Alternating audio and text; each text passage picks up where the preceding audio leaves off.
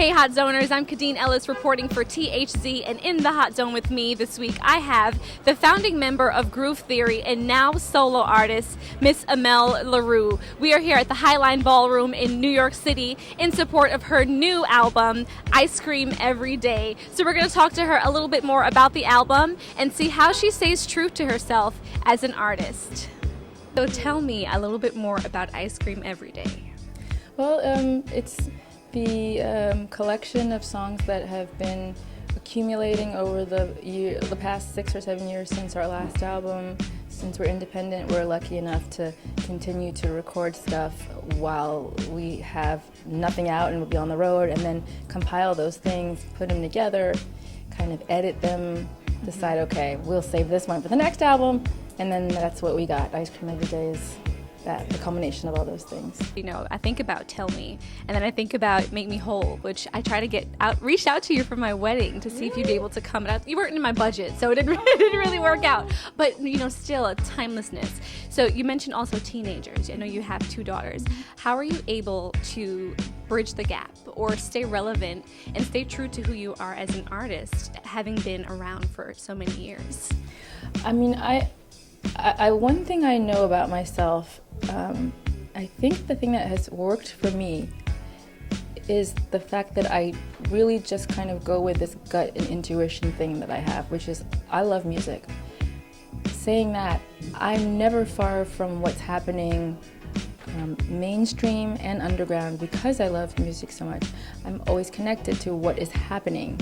So I think that as a songwriter, and not just as a singer, but as a songwriter, I'm always absorbing what's going on. So, you know, I know what Drake is doing, and I know, I know what Lorde is doing. I know what I know what's going on because I like listening to music, and it's the one place where there is no, there are no rules and no boundaries for me. I think it's all accessible to me.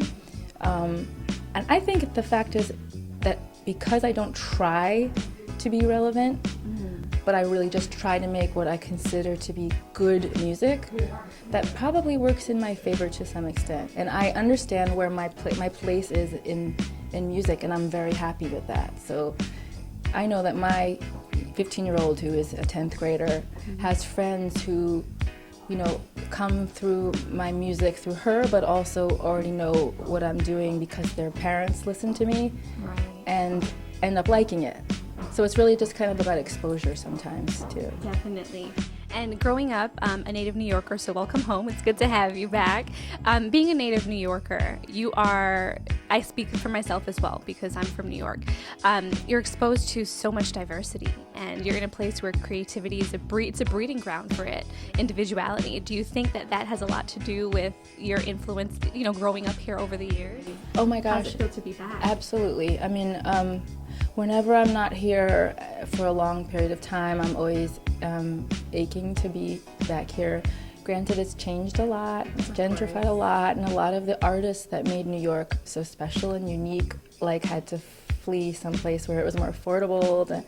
So big up Philadelphia, because they are really amazing in how they're supporting the arts.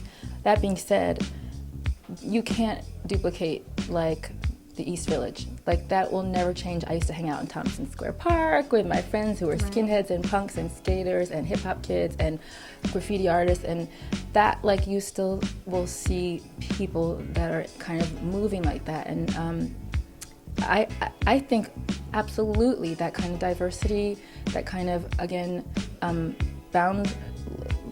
lack of boundaries in terms of crews and music and art and all those things really informed me, so I have this freedom.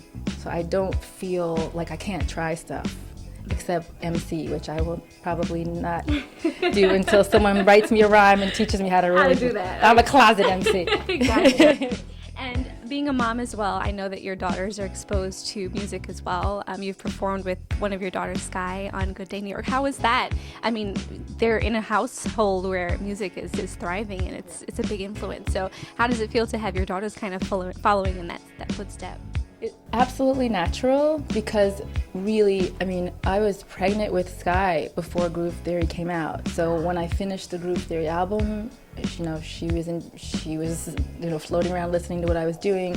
Sanji, my youngest, was also, I was pregnant with her when I was recording maybe Infinite Possibilities, but I remember she was in her baby rocker chair while I was in the studio recording my first solo album. It seems, I know on the outside, it's like, oh wow, your kids, they're performing with you, that must be so cool. It's just like second nature. I mean, our house is a musical household. It's like a family business. That's how we say it. It's like a family business. So if your parents had like a delicatessen and you just go and work there after school, it's kind of like that with us with music. Sky has been in our band for 5 years now. She's 19 and she's an incredible songwriter, singer, and producer in her own right. So we kind of think of this like her apprenticeship a little bit. Right. So kind of like a paid internship, kind of, sort of, not really. Yes, that's it. Awesome. And just if someone wants to see you perform next, your fans, where will you be? What's next in terms of the album and getting it out there? I will be on the West Coast in the beginning of January, in the Bay Area and Seattle, and after that, I'm not exactly sure because I have a like short-term memory thing going on here. So. It's all good.